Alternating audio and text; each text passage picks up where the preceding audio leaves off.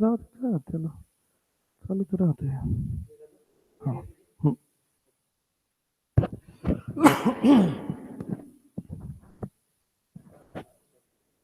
चालू झाले. Okay, thank you. Sharing होते आता. हा.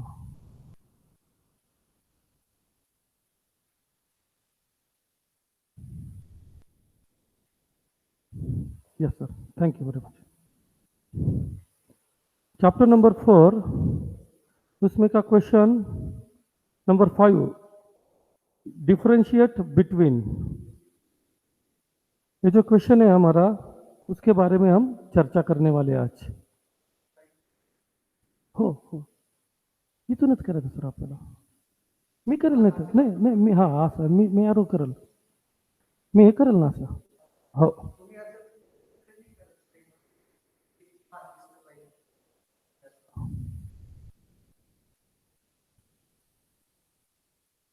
असं मग ठीक आहे ना. मी असं करू शकतो. मी हा असं चांगलं आहे. हां मग हो हो हो. आता रेकॉर्डिंग चालूच आहे. ठीक आहे. Chapter number 4, question number 5, differentiate between. मतलब फरक स्पष्ट करा, असा प्रश्न आपल्या समोर आहे. तो आपण सॉल्व्ह करतोय आणि याचे पॉईंट आपण ऑलरेडी कव्हर केले. फक्त आता 2 कॉलम मध्ये आपल्याला टाकायचे. तर अभ्यास ऑलरेडी आपला झालेलाच आहे. कारण आपण आता बघा, पहिलाच प्रश्न तुमच्या समोर आहे. Lumbering in equatorial forest and temperate forest. First column मध्ये आपल्याला असा कॉलम बनवायचा आहे. कारण आपण हायस्कूल पासून आपल्याला आठवतं की फरक स्पष्ट करा, डिफरेंशिएट बिटवीन. आपण काय करतो, 2 ठिकाणी 2 टायटल लिहितो, कॉलम बनवतो आणि 1 2 3 असं त्याचं आन्सर सॉल्व्ह करतो. तर त्याच पद्धतीने आपण हा क्वेश्चन सॉल्व्ह करणार आहे. त्याचे 2 पॅरेग्राफ नाही करणार आपण. पेपरचा मध्यभाग घ्यायचा आणि लेफ्ट राईट असं लिहित चालायचं. तर सुरुवातीला आपण एक सॉल्व्ह करू, नंतर दुसरा सॉल्व्ह करू. तर पहिल्या ह्याच्यात आपल्याला काय सांगितले, इक्वेटोरियल फॉरेस्ट, आणि दुसऱ्या ह्याच्यात सांगितलं आपल्याला टेम्परेट फॉरेस्ट. त्या 2 फॉरेस्टच्या आपल्याला वेगवेगळी माहिती लिहायची. चला तर मग इक्वेटोरियल फॉरेस्ट हा आपण क्वेश्चन सॉल्व्ह करू. आता सुरुवातीला इक्वेटोरियल फॉरेस्ट एक कोणत्या लॅटिट्यूडमध्ये येतं, कारण आपण जॉग्रफीचे विद्यार्थी आहोत. जॉग्रफिकल रिझन्स झालं आणि जॉग्रफीचे आपल्याला आन्सर द्यायचे, त्यासाठी ती लँग्वेज आपल्याला वापरायची आहे. तर सर्वप्रथम मग आता इक्वेटोरियल फॉरेस्ट हे कुठल्या लॅटिट्यूडमध्ये येते, कोणत्या अक्षवृत्तावर येतं, तर ते बघा. The equatorial forest usually found within 10 to 15 degree latitude of equator. म्हणजे 0 डिग्री सेल्सिअस पासून इक्वेटर पासून 10 ते 15 नॉर्थ, 10 ते 15 साऊथ याच्या दरम्यान या बेल्टमध्ये आपल्याला इक्वेटोरियल एव्हरग्रीन फॉरेस्ट आपल्याला आढळून येतं. मग साहजिकच ब्राझीलचा भाग येतो, त्याच्यामुळे म्हणजे तिथं कुठलं फॉरेस्ट तुमच्या लक्षात आलं असेल, तिथं आहे ॲमेझॉन फॉरेस्ट. नंतर आफ्रिकेचा भाग येतो, तिथं आहे कांगो बेसिन्स, कांगो फॉरेस्ट. नंतर मग साऊथ ईस्ट एशिया इन्क्लुडिंग इंडियाचा पण त्याच्यामध्ये पट्टा येतो. तर अशा पद्धतीने आपल्याला तो इक्वेटोरियल फॉरेस्ट कशामध्ये येतो, कुठल्या लॅटिट्यूडमध्ये यायचं, त्यांनी सुरुवात करून आपलं इम्प्रेशन वाढवायचंय. देन मग त्याचे कॅरेक्टरिस्टिक्स, त्याचे काही वैशिष्ट्य आपल्याला लिहायचे आहेत. मग आता 1 2 3 प्रमाणे आपण लिहू. तुम्ही 1 पॉईंट याला जरी दिला, त्याचं लॅटिट्यूड अक्षांशावर कोणते आहेत ते दिले तरी चालते. नंतर second characters, very high rainfall, high average temperatures, nutrient poor soil. त्या लॅटिट्यूडच्या बेल्टवर आपण बघितले की सूर्याचे किरण, सनरेज व्हर्टिकल पडतात, म्हणजे लंब रेषेत पडतात.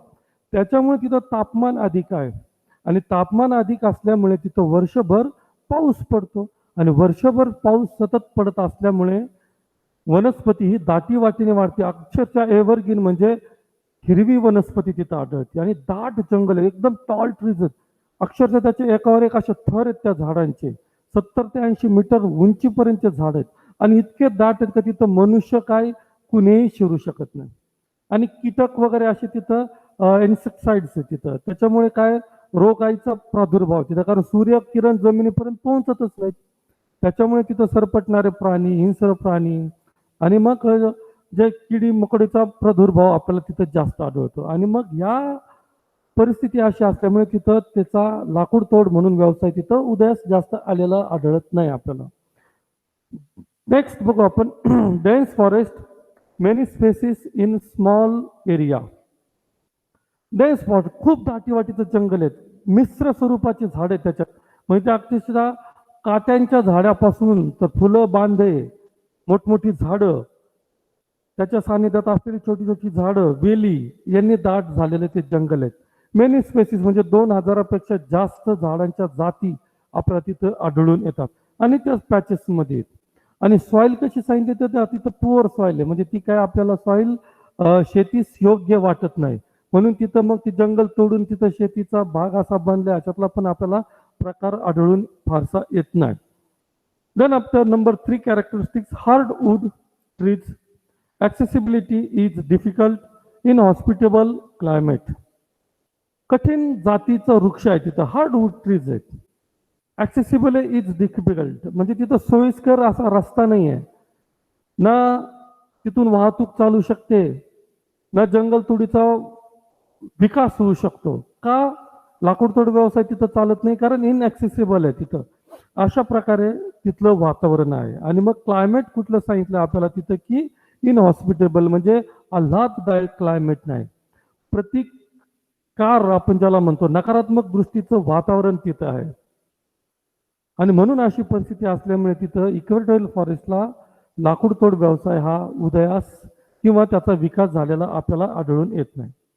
Then traditional methods of lumbering, जी काही लाकूडतोड आहे ती अजून प्राथमिक स्तरावरच आहे. पारंपरिक पद्धतीनेच लाकूडतोड केला. ट्रॅडिशनल म्हणजे पारंपरिक, पूर्वजांनी आपल्या शिकवलंय तेच हे जनरेशन आणि तेच पुढचं जनरेशन करणार आहेत. म्हणजे तिथं कमर्शियल बेस असा काय अजून झालेला आपल्याला आढळून येत नाही. सॉरी. तर अशा प्रकारे तिथं काय झालेलं आहे की तिथं ट्रॅडिशनल पद्धत अजूनही वापरली जाते. Then after presence of many species in one region unprofitable, जे काय लाकडांच्या अन्य जाती आहेत त्याच्यामुळे तिथं काय प्रॉफिटेबल लाकूड आपल्याला त्या जंगलामध्ये आढळत नाही. तुलना करता आपल्याला टेम्परेट फॉरेस्टची, आता आपण टेम्परेट फॉरेस्टकडे जाणारच आहोत, परंतु याची वैशिष्ट्ये आपण सुरुवातीला समजून घेतो, कारण आपला हा याचे नंबर आपल्याला कव्हर करायचे. The presence of many species in one region unprofitable, एकाच जागेमध्ये अन्य जाती आहेत झाडांच्या का ज्या विनाकारण तोडण्यात पण अर्थ नाही, कारण त्याला त्याच्यापासून इक्विपमेंट्स तयार होत नाहीत. Then hence commercial lumbering cannot be done in these forest, त्याच्यामुळे व्यावसायिक स्वरूप जास्त उदयास नाही आलं किंवा भरभराटीस नाही लागलं या जंगलामध्ये. आलं लक्षात? तर आपण इक्वेटोरियल फॉरेस्टच्या बाबतीत एक कॉलम सोडवला. आता फरक स्पष्ट करायचा आपल्याला, दोन्ही मधला फरक सांगायचा. एक इक्वेटोरियल फॉरेस्टचा फरक सांगितला. आता चला आपण टेम्परेट फॉरेस्टच्या बाबतीत विचार करू आणि त्याची सविस्तर मांडणी करू. Temperate forest lies between approximately 25 degrees and 50 degrees in both hemisphere. Northern हेमिस्फिअरला पण 25 डिग्री पर्यंत लॅटिट्यूडमध्ये तो एरिया कव्हर होतोय आणि सदर्न हेमिस्फिअरला पण 25 ते 50 डिग्री सेल्सिअसच्या दरम्यान, डिग्रीच्या दरम्यान काय आपल्याला त्या बेल्टमध्ये हे टेम्परेट फॉरेस्ट आपल्याला आढळून येत आहे. तर इमेजवर जायचं, नकाशा बघायचा, वर्ल्ड मॅप घ्यायचा, त्याच्यावर टेम्परेट फॉरेस्ट टाकायचं आणि इमेज बनायचं. मग त्या इमेजवर तुम्हाला डायरेक्ट कलरफुल इमेजेस अनेक मिळतात तिथं. मग कुठल्या लॅटिट्यूडमध्ये तर आपण खात्री करून बघायचं. इथं दिलं 25 डिग्री टू 50 डिग्रीज, तेच बरोबर आहे का नाही हे चेक करायचं, जेणेकरून आपल्या मेमरीमध्ये पण फिट होऊन जातं. तर याची कॅरेक्टरिस्टिक असं झालं, सर्वप्रथम आपण लॅटिट्यूड लिहिलं, मग त्याचे अजून वैशिष्ट्य आपल्याला लिहायचे. The temperate forest is a forest found between the tropical and boreal region located in temperate zone. कोणकोणत्या याच्यात येतं? बोरियल फॉरेस्ट आहे सांगितलं आपल्याला तिथं. नंतर मग टेम्परेट फॉरेस्ट म्हणजे बोरियल फॉरेस्ट, टायगा फॉरेस्ट हा त्याच्यातलाच एक प्रकार आहे. सेम वृक्ष आहेत, एकाच जातीचे वृक्ष, सूचीपर्णी वृक्ष तिथं आपल्याला आढळून येतात. अन्य पण जमाती आहेत तिथं, जाती आहेत वृक्षांच्या, पण त्या सर्व युजफुल आहेत आणि त्याच्या मार्केटमध्ये व्हॅल्यू आहे. त्याच्यापासून नानाविध प्रकारचे आपल्याला फर्निचर्स तयार होतात किंवा इक्विपमेंट्स तयार होतात. मग खेळाचं साहित्य देखील त्याच्यापासून बनलं जातं. बॅट असेल, हॉकी असेल, स्टंप्स असतील आणि मग छोट्या छोट्या वस्तू त्याच्यापासून निर्माण केल्या जातात. In the coniferous forest, only one species of trees is found in an area. एकाच जातीचे वृक्ष तिथं सापडतात. These trees grow tall. ते कसे आहेत? उंचीने उंच आहेत. उत्तुंगतेने सुचिपर्णी म्हणजे असे ते निमुळते होत जातात. त्याचे पानं असे खाली स्लोपनी पसरलेले आपल्याला आढळून येतात. कारण का होणारी बर्फवृष्टी घरंगळत येत होतं पाऊस. पावसाच्या स्वरूपात बर्फवृष्टी होती, शॉवर पडतात, ते तिथं राहत नाही. त्याचं ऑइली पण त्याचं वैशिष्ट्य आहे. त्याचं झाडांचं खोड ऑइली असतं, म्हणजे बर्फ वगैरे तिथं चिटकून राहत ना, खाली घसरून येतो. म्हणून ते झाडं तिथं वर्षानुवर्ष जिवंत राहतात आणि मोठमोठी वाढत जातात. तर मग ते ट्रीज टॉल आहेत. The amount of precipitation depends on the forest location in northern boreal forest. तर पावसाचं प्रमाण हे त्या फॉरेस्टवर डिपेंड आहे तिथं. Artificial, then after cold climate in temperate regions facilitate preservation. Just a minute, sorry. High land-man ratio. PPT मध्ये थोडीशी mistake झाली, ती करेक्ट करून घेतो की the amount of precipitation depends on the forest location in the northern boreal forest. तिथं आपल्याला जो उत्तरेचा भाग आहे तिथं आपल्याला काय बोरियल फॉरेस्ट दिसते आणि तिथं कोल्ड क्लायमेट आहे, ड्राय क्लायमेट आहे. आणि मग जास्तीत जास्त लंबरिंग ऍक्टिव्हिटीज आपल्याला आपण बघितलं की कॅनडामध्ये, कालच आपण अभ्यासलं, कॅनडाच्या देशात 60% लोक लाकूडतोड व्यवसायाचे, आणि मग तो हाच पट्टा येतो 25 ते 50 डिग्री सेल्सिअसचा लॅटिट्यूडचा. आणि मग रशियाचा काही पार्ट आहे आणि मग युरोपचा काही भाग त्याच्यामध्ये. इकडं कॅनडा, नंतर युरोप, नॉर्थ युरोप आणि मग आशिया खंडातला जो रशिया देश आहे नदन साईडचा, त्या नदनचा तो भाग या फॉरेस्टनी कव्हर केलेला आपल्याला आढळून येतो. तर अशा प्रकारे दोन फॉरेस्टची आपण काय केलेली तुलना केलेली, इक्वेटोरियल फॉरेस्ट, टेम्परेट फॉरेस्ट, आणि त्याची वैशिष्ट्ये आपण इथं लिहिणार आहोत. कारण आता तुम्ही समजून बऱ्यापैकी घेतला असेल अशी अपेक्षा करतो. तर मग नंबर सेकंड डिफरन्शिएट बिटवीन, त्याचाही आपल्याला अभ्यास करायचा की plantation agriculture and extensive commercial agriculture. आता या दोन्हीच्या बाबतीत आपण शिकून झालेलं आहे, फक्त आता प्रश्न बदलला आहे परंतु उत्तर तेच आहे. आलं लक्षामध्ये? प्लांटेशन ॲग्रिकल्चरची तुम्हाला सविस्तर माहिती अगदी छानपैकी दिलेली, एक्सटेन्सिव्ह कमर्शियलची ॲग्रिकल्चरची पण माहिती दिलेली. परंतु आता आपल्याला गिव्ह डिफरन्शिएट बिटवीन मध्ये हा प्रश्न सोडवायचा, म्हणून आपण पुन्हा एकदा त्याच्यावर काय करतो, रिमाइंड करत आहोत किंवा तो पुन्हा नवीन उत्साहाने आपण शिकत आहोत. चला तर मग प्लांटेशन ॲग्रिकल्चरच्या बाबतीत आपण विचार करू. Number 1, plantation agriculture is a commercial end export oriental tropical agriculture. क्या पहला कैरेक्टर उसका कि ये कमर्शियल है, उसका वर्चुअली मतलब मुख्यतः उसका बेस कमर्शियल है. End export oriental tropical agriculture, export मतलब क्या, जो भी कुछ प्रोडक्शन लेते हैं वो एक्सपोर्ट करते हैं. और प्लांटेशन एग्रीकल्चर की हमने एग्जांपल्स देखे, tea, rubber, coffee, then bananas, orange, cocoa, ये सब प्लांटेशन एग्रीकल्चर के, अनानास, पाइनएप्पल हम उसको कहते हैं, ये उसके एग्जांपल्स है. एक ही लार्ज स्पेस में ये होता है एग्रीकल्चर प्रैक्टिस, और उसका नेचर क्या है, ओरिएंटल क्या है, वो एक्सपोर्ट नेचर. इसका मतलब जो भी कुछ पैसा कमाते हैं एक्सपोर्ट करके वो पैसा कमाते हैं. इसमें टी देखो इंडिया से फॉरेन कंट्रीज में जाता है, उसमें इंडिया लीडिंग करती है. समझ में आया? Then after cultivation of cash crops on state, ये सभी क्रॉप्स मैंने आपको अभी एग्जांपल्स दिए, ये सभी क्रॉप्स को क्या कहा जाता है, कैश क्रॉप कहा जाता है. हमारे पास कॉटन है, कॉटन को हम कैश क्रॉप कहते हैं. शुगर कैन कैश क्रॉप, मतलब उससे ज्यादा पैसा मिलता है.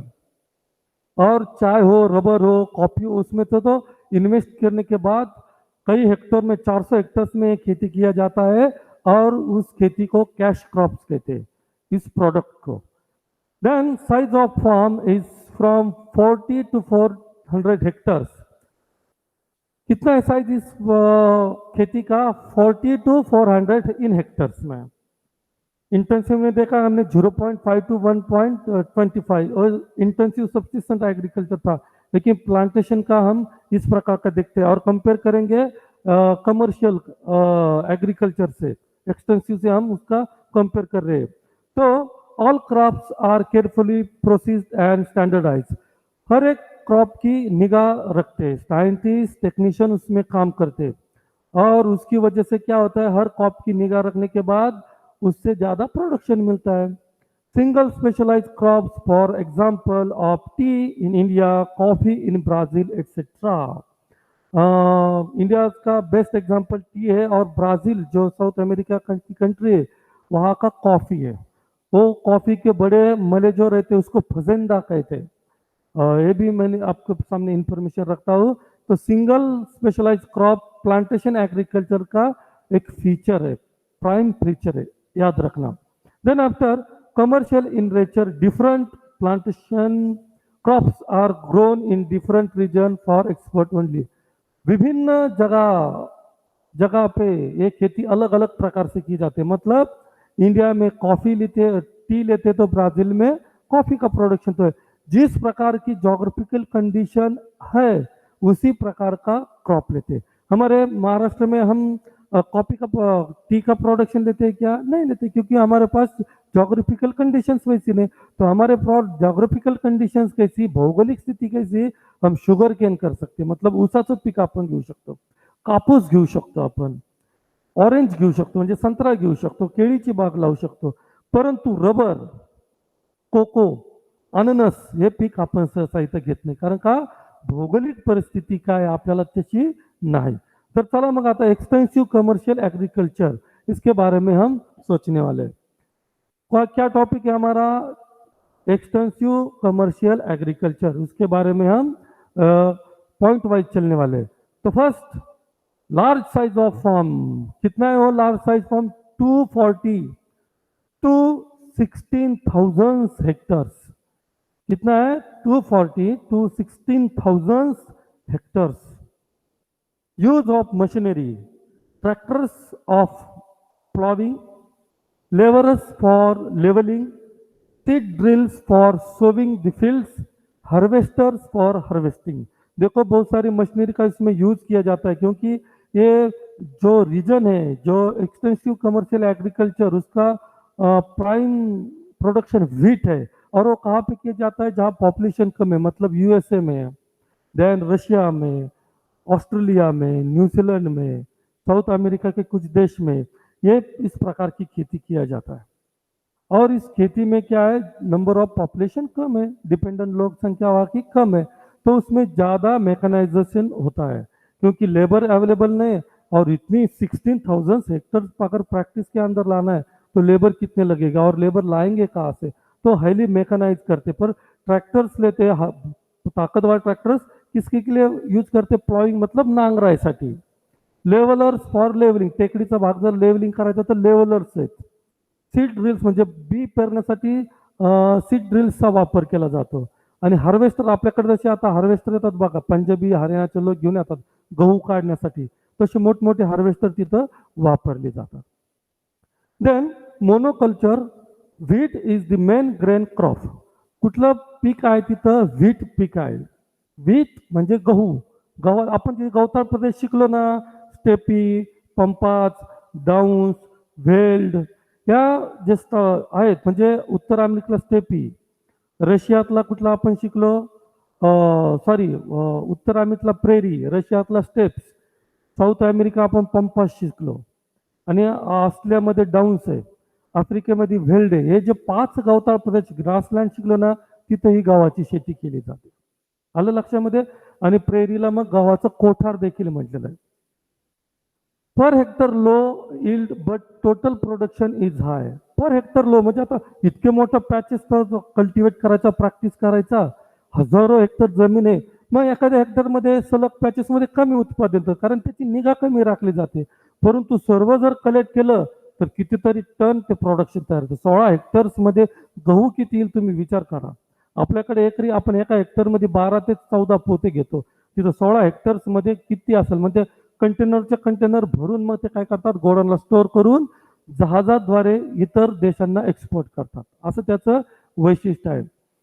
Commercial in nature, the main objective of practice this agriculture is to sell the product in the international markets and earn money. त्याचा उद्देशच असा आहे की तो भर देशामध्ये त्याचं काय करायचं, एक्सपोर्ट करायचं आणि इंटरनॅशनल मार्केटमध्ये विकायचं आणि मनी अर्न करायचं, फॉरेन एक्सचेंज पाहिजे. देन लँड मॅन रेशिओ म्हणजे जमीन आणि लोकसंख्याचं जर गुणोत्तर केलं तर लोकसंख्या कमी आणि जमीन रिसोर्स म्हणून भरपूर तिथं आहे. आपल्याकडे बघा एकाच्या वाट्याला 1 एकर येते, 1.5 एकर येते, तिथे एकाच्या वाट्याला जवळजवळ 16 हेक्टर जमीन, जितके मोठ्या प्रमाणात जमीन आहे आणि लोकसंख्या त्याची उपभोग घेणारी कमी आहे. Farm ownership, farms are usually own by farmers, ती शेती त्या शेती मालकाचीच असते. आलं लक्षात? तर अशा प्रकारे आपण प्लांटेशन ॲग्रिकल्चर आणि दुसऱ्या बाजूला एक्सटेन्सिव्ह कमर्शियल ॲग्रिकल्चर या दोनचा फरक स्पष्ट केलेला आहे, याचा आपण डिफरन्शिएट सॉल्व केलेला आहे. नंतर नंबर 3 मायनिंग अँड फिशिंग, खाणकाम आणि मासेमारी. आता हे दोन्ही कशाचे उदाहरण आहेत? प्रायमरी ऑक्युपेशनचे, प्रायमरी ॲक्टिव्हिटीचे उदाहरण आहेत. मायनिंग प्रायमरी ॲक्टिव्हिटीजमध्ये येतो, फिशिंग प्रायमरी ॲक्टिव्हिटीज, कारण आपल्या चॅप्टरचं नावच आहे प्रायमरी ॲक्टिव्हिटीज. चलो माइनिंग के बारे में हम सोचेंगे अभी. Mining is the primary activity. Mining is the process of extracting useful minerals from the surface of the earth including the seeds. कुठे केलं कामजात? भूगर्भात, भूपृष्ठाच्या अंतर्गत भागामध्ये त्याची उत्खनन केलं जातं, म्हणजे त्याला एक्सप्लॉइट केलं जातं. इन्क्लुडिंग सी ओशन्स म्हणजे समुद्रामध्ये देखील, समुद्राच्या तळाशी देखील काय मिनरल ऑइल बाहेर काढलं जातं, ज्याला आपण खनिज तेल म्हणतो. मग त्याच्यातून पेट्रोल डिझेलची आपण प्रोसेस करून निर्मिती करतो. Examples of minerals are manganese, tantalum, copper, tin, nickel, bauxite, iron ore, gold, silver and diamonds. बघा त्याचे उदाहरणं आपल्याला दिलेले आहेत की कॉपर म्हणजे तांब, नंतर टीन, निकेल, बॉक्साईट म्हणजे ॲल्युमिनियम, जो जर्मलचा आपण पत्रा वापरतो, भांड घरामध्ये जर्मलचं असतं बघा, ते बॉक्साईट पासून तयार होतं. आयरन म्हणजे लोखंड, गोल्ड म्हणजे सोनं, डायमंड्स म्हणजे हिरे ज्वेलरी. कुठं सापडते हे? आपण ज्या जॉग्रफीचा अभ्यास करतो ना, खडकांचा, या खडकांमध्ये जमिनीच्या भूगर्भात आढळतं. म्हणून आपण भारी लोक तर आपणला आपलं खडकांचा अभ्यास करतो, पण त्या खडकामध्ये हिरे जवाहर मोती सापडतात, गोल्ड सापडतं, सिल्वर सापडतं, ज्याला बाजारपेठेत खूप मागणी आहे. ठीक आहे, तर अशा प्रकारे आपल्याला त्याचे उदाहरण बघायचे. Then man has been using mineral since ancient times. या खनिजांचा वापर अति प्राचीन काळापासून मानव वापरत आलेला आहे, उपयोग करतात. म्हणजे तुम्ही बघा स्टोन एज जर म्हटलं, दगडाचं हत्यारं बनवले, त्याच्यानंतर मग मिनरलचा शोध लागला, मग तो लोखंड पोलादचा शोध लागल्यानंतर त्यांनी काय केलं, त्याचे इक्विपमेंट्स बनवलेला आपल्याला इतिहास सांगतो. These minerals have been used for making weapons, tools, jewelry, medicine, etc. तर विविध नानाविध प्रकारचे हत्यारं, अवजारं बनवण्यासाठी या मिनरलचा तो उपयोग करत आला. म्हणजे ज्वेलरीचा पण प्राचीन काळापासून उपयोग होतो. मिडियल पिरियडमध्ये जर आपण अभ्यासलं तर राजा लोकांचे सिंहासन सोन्याचे होते. मेडिसिन्स, प्राचीन काळापासून मेडिसिनसाठी देखील त्याला मिनरलचा उपयोग केला जातो. Then man have been exploiting minerals, oil and natural gas reserved from the sea. मानव आता 19व्या शतकापासून जे काही त्याचं कारखानदारी चालती, वाहनं पळतात, ट्रान्सपोर्टेशन वाढलंय, या सर्वांना इंधन म्हणून तो कशाचा वापर करतोय आता? नॅचरल गॅस आणि लिक्विड मटेरियल म्हणजेच काय पेट्रोल, डिझेल, केरोसिन याचा तो ॲज अ फ्युएल म्हणून वापर करतोय. ओके, तर मायनिंगचा प्रश्न आपण इथं सोडवला. आता फिशिंगच्या बारे में आपण विचार करू. Fishing also is a primary activity in certain areas of the world, though it started subsistence level activity. मासेमारी, आपण त्याला मछली पकडणं म्हणतो, ही सुरुवातीला सबसिस्टन्स नेचर होती, म्हणजे उदरनिर्वाह स्वतःचं पोट भरण्यासाठी होतं. खुद के पेट भरने के लिए जैसे हम हंटिंग करते वैसे इस प्रकार की ये फिशिंग है. तो बात समझ में आई? ये भी एंशिएंट पीरियड से चलता हुआ एक्टिविटीज है. दो इस स्टार्टेड सबसिस्टेंस लेवल एक्टिविटीज, और अभी भी कई रीजन में ये एक्टिविटीज रनिंग ऑन, मतलब अभी चालू ही है एक्टिविटीज. क्योंकि क्या है, लोगों की डिमांड ज़्यादा बढ़ गई और उसमें कमर्शियल नेचर आ गया. Then the traditional skills of some people who are naturally good at fishing. For example, Japanese and Chinese. दो देश के एग्जाम्पल है, जापानीज और चाइनीज. ये लोग अभी भी ट्रेडिशनल स्किल्स का इस्तेमाल करके फिशिंग करते हैं. ये आयरलैंड का जो रीजन आता है, जापान बोले तो एक पूरी तरह का आयरलैंड है, हम उसको देश कहते हैं, लेकिन वो सभी तरह से उसके ओशियन ने घेर लिया है और वो वहाँ पे कॉन्टिनेंट है, छोटा सा आयरलैंड है, छोटे छोटे आयरलैंड मिलके वो बन गया. तो उनको अदर ऑप्शंस नहीं है करके वो फिशिंग में ज़्यादा एंगेज है. चाइना का जो वेस्टर्न पार्ट है वो भी उधर भी ज़्यादा ओशन का एक उनको अवेलेबल है ओशन उनके लिए, तो वहाँ पे भी फिशिंग चलती है. Then use of technology has increase fishing activities. अभी टेक्नोलॉजी के माध्यम से मैंने आपके लिए वो पीपीटी ऑलरेडी दिया है कि उसमें भी हाइड्रोलिक पावर का इस्तेमाल किए जाते फिशिंग कलेक्ट करने के लिए.